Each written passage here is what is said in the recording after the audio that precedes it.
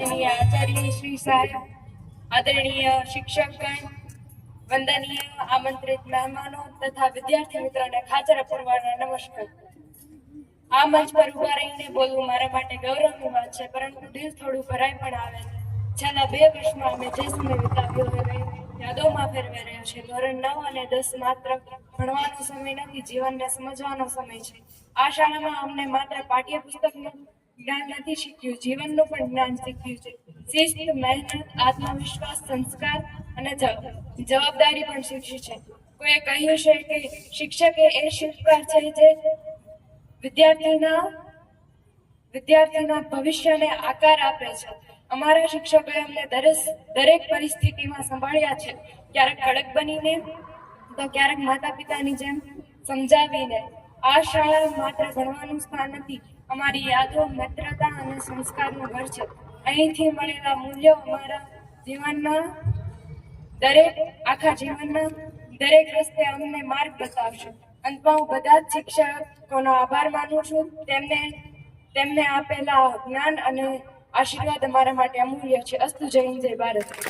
મહેમાન શ્રી, શાળાના આચાર્ય શ્રી, શિક્ષકગણ તથા મારા વાલા વિદ્યાર્થી ભાઈઓને પ્રણામ। શાળા એક એવું સ્થાન છે જ્યાં આપણે ઘર પછી સૌથી વધુ સમય વ્યતીત કરતા હોઈએ છીએ। ભલે આપણે જુદી જુદી જગ્યાએથી આવતા હોઈએ, પણ શાળામાં આવ્યા પછી આપણે બધા એક સમાન જ છીએ। જ્યારે શાળામાં આવ્યા ત્યારે રડતા રડતા આવ્યા, અને જ્યારે શાળા છોડીને જઈએ છીએ ત્યારે પણ આંખમાં આંસુ છે। હું આચાર્યશ્રીની ઋણી રહીશ કે જેમણે આ શાળામાં અમને ઘર જેવું વાતાવરણ આપ્યું, અમારા શિક્ષકો કે જેમણે અમારું ભવિષ્ય ઉજ્જવળ બનાવવાના પ્રયત્નો કર્યા અને અમારા સપનાઓને પૂર્ણ કરવા સહયોગ આપ્યો।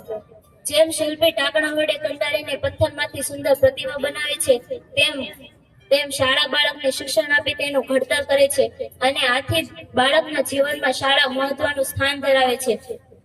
9મા ધોરણમાં મારાથી અમુક ભૂલો થઈ હતી, પણ શિક્ષકોની મદદથી તેને સુધારવાની તક પણ મને મળી છે।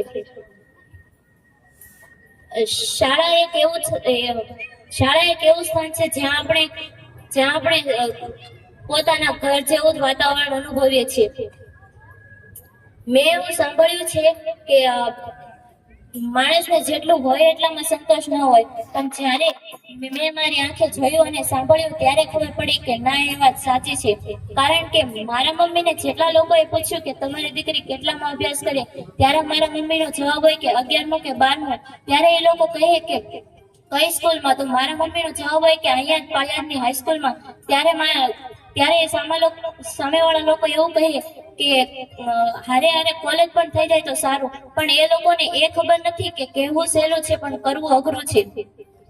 કારણ કે જે લોકોએ 11-12ની મંજૂરી લેવામાં જે લોકોએ મહેનત કરી છે, એ લોકોને ખબર પડે છે કે એ લોકોએ કેટલી મહેનત કરી છે, અને અસંભવ કશું જ નથી।